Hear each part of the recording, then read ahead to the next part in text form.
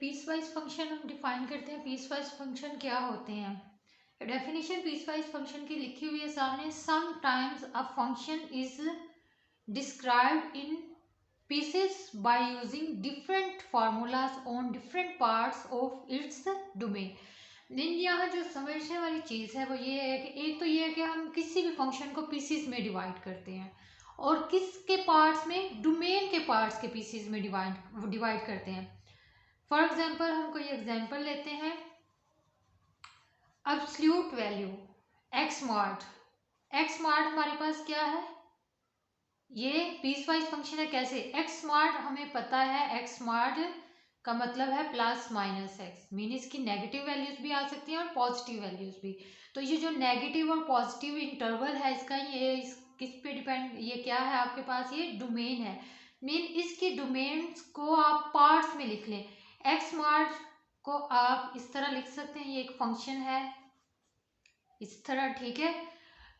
Equal to, आप इसको इस तरह स्प्लिट कर दें। अगर x आपके पास पॉजिटिव होगा तो उसकी डोमेन मीन कहाँ से कहाँ तक लाई करेगी, तो x पॉजिटिव होगा।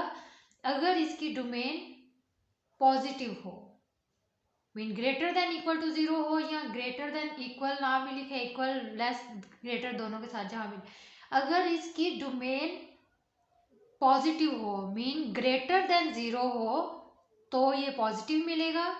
और अगर इसकी डोमेन लेस देन हो, 0 से मीन नेगेटिव में आए, तो ये आपको क्या मिलेगा? नेगेटिव इसका आंसर मिलेगा। मीन्स टू से आपने फंक्शन एक्स मार्ट को चेंज कर दिया है, पीसीज में चेंज कर दिया है। किस पे? उसकी डोमेन्स पे, ठीक है। इसके बाद कुछ आपने अक्सर देखा हुआ है, डोमेन पे चेंज करें या इंटरवल। डोमेन असल में आप वही इंटरवल लेते हैं ना जो भी आपके पास इंटरवल गिवन है। फॉर एग्जांपल ये किसी फंक्शन की डोमेन 0 1 गिवन है। 0 1 का मतलब है आपको 0 1 इंटरवल गिवन है या इसकी डोमेन 0 1 गिवन है। तो आप क्या करते हैं, आपके पास जो भी फंक्शन है F of X is equal to X plus 2 है फॉर एग्जाम्पल, आपको बता दिया जाता है उसका इंटरवल मीन उसकी डोमेन ये है, इंटरवल ये है। तो आप क्या करते हैं, सिर्फ ये ही वैल्यूज उठा के इसमें पुट करके आप चेक करते हैं। आप पहले एक्स की जगह क्या करते हैं, 0 पुट करते हैं, जो आंसर आता है वो आप लिख देते हैं। फिर आप एक्स की जगह 1 पुट करते हैं, जो आंसर आता है वो लिख देते हैं। तो इसका मतलब ये है कि आपने पहले भी डोमेन रेंज का पढ़ा है। डोमेन का मतलब क्या होता है? डोमेन का मतलब असल में ये है इनपुट्स वैल्यूज। तो असल में ये जो इंटरवल गिवन होता है ये डोमेन का गिवन होता है। यहाँ पे भी ये जो इंटरवल है ये डोमेन है, और यहाँ पे भी जो भी इंटरवल आपके पास गिवन होगा वो असल में डोमेन का इंटरवल होगा। इसी तरह अगर एक और एग्जांपल लें, इंटरवल्स की बात करें, एग्जांपल है हमारे पास कोई फंक्शन है, पीस वाइज फंक्शन की हम बात कर रहे हैं। ये अक्सर आपने पीस वाइज फंक्शन देखे हुए हैं, डिफाइंड है पीस वाइज फंक्शन, लेकिन आपको शायद ये ना पता हो इनको पीस वाइज कहते हैं। और ये पीस वाइज है, ये उनका जो इंटरवल है वो हमेशा डोमेन पे डिपेंड कर रहा होता है। ये सिर्फ दो चीज़ें हैं मेन, बाकी ये सारी चीज़ें आपने पहले देखी हुई हैं।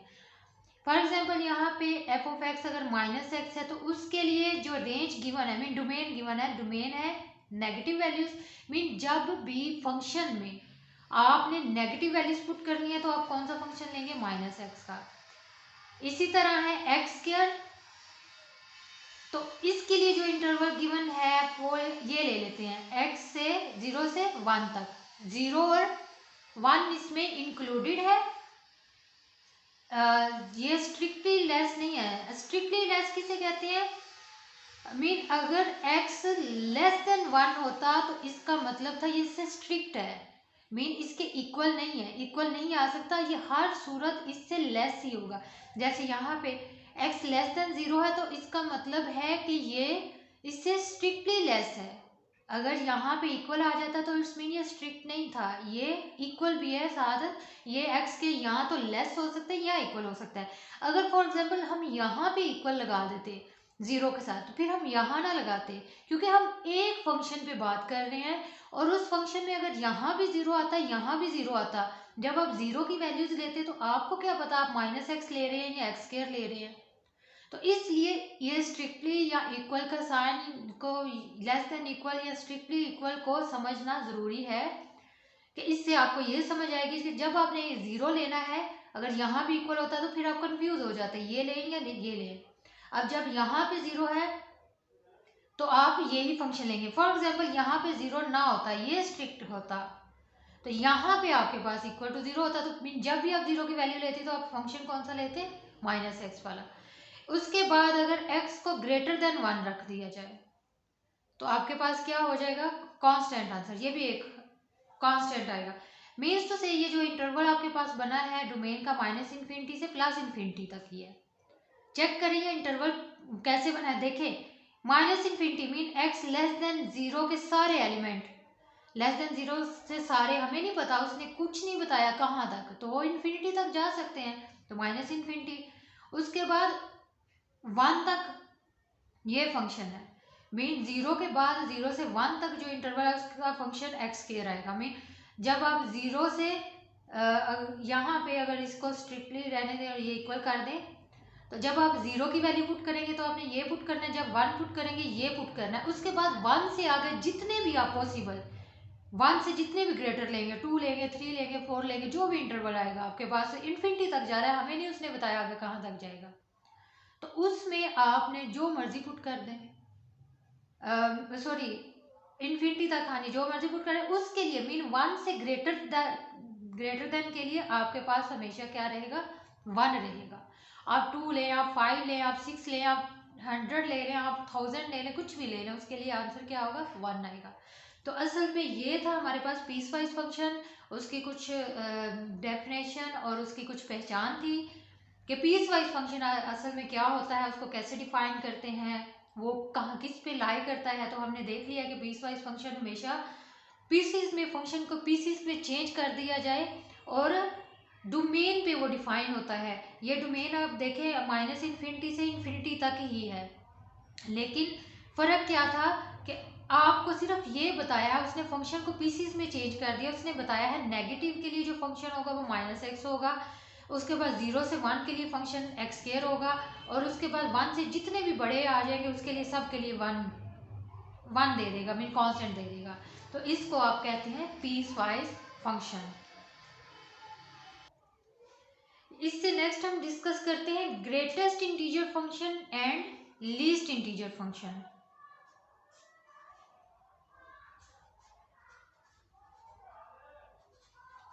Greatest integer function, greatest integer function क्या होता है? द फंक्शन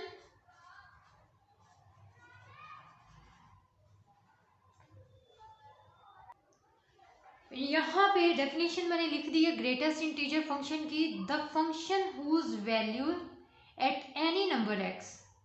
मीन एक फंक्शन है जिसकी वैल्यू किसी नंबर एक्स के लिए इज द ग्रेटेस्ट इंटीजर होगी, जब वो उसको लेस या इक्वल कर दे एक्स के, is called the greatest integer function और द इंटीजर फ्लोर फंक्शन।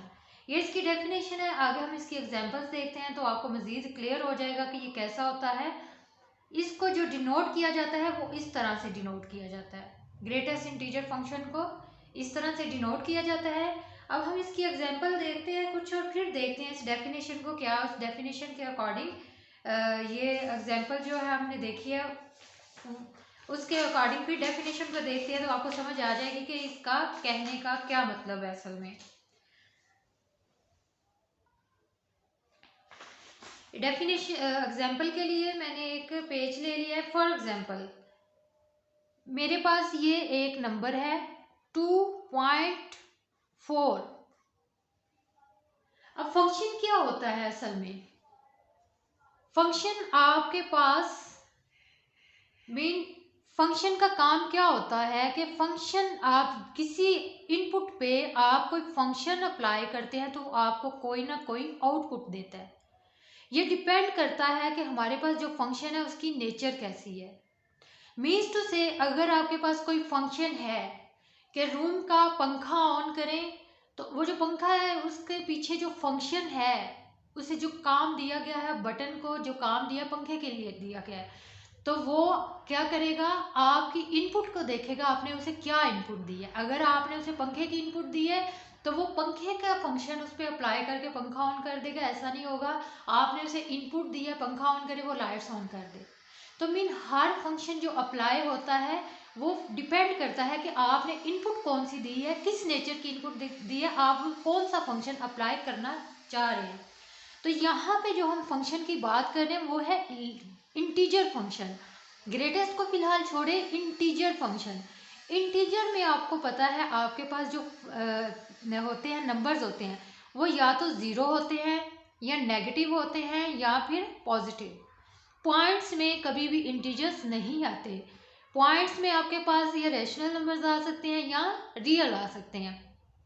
अब आप खुद गौर करें कि जब वो आपके पास फंक्शन का नाम ही इंटीजर है, इंटीजर फंक्शंस, ठीक है, तो उस इंटीजर फंक्शंस को आपने 2.4 में तो लिख नहीं सकते। तो असल में ये जो 2.4 है ये आपके पास क्या है,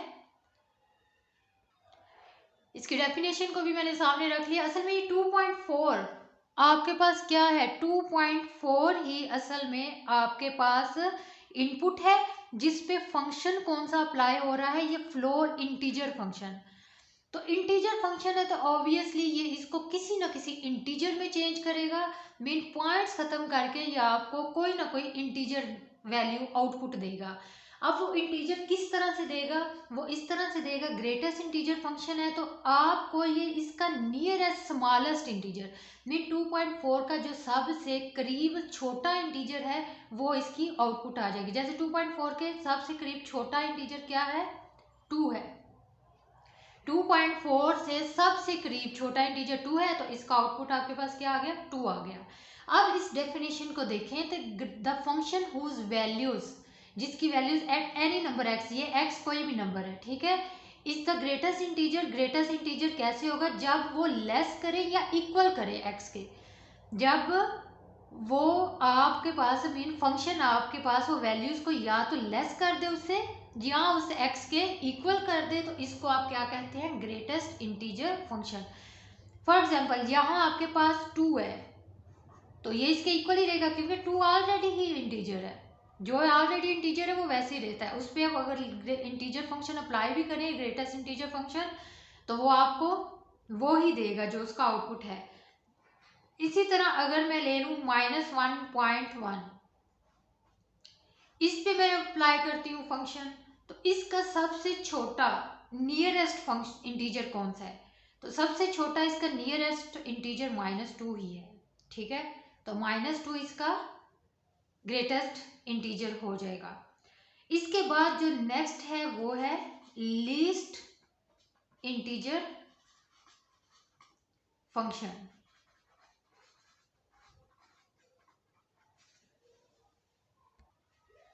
यहाँ पे अगेन मैंने इसकी डेफिनेशन लिख ली है लीस्ट इंटीजर फंक्शन की। देखें जो ग्रेटेस्ट इंटीजर फंक्शन था सेम वही है, सिर्फ छोटा सा डिफरेंस है, वही फंक्शन काम करता है। पॉइंट्स में होगा तो उसे इंटीजर में चेंज करेगा, लेकिन कैसे करेगा, the function whose values at any number X is the smallest integer.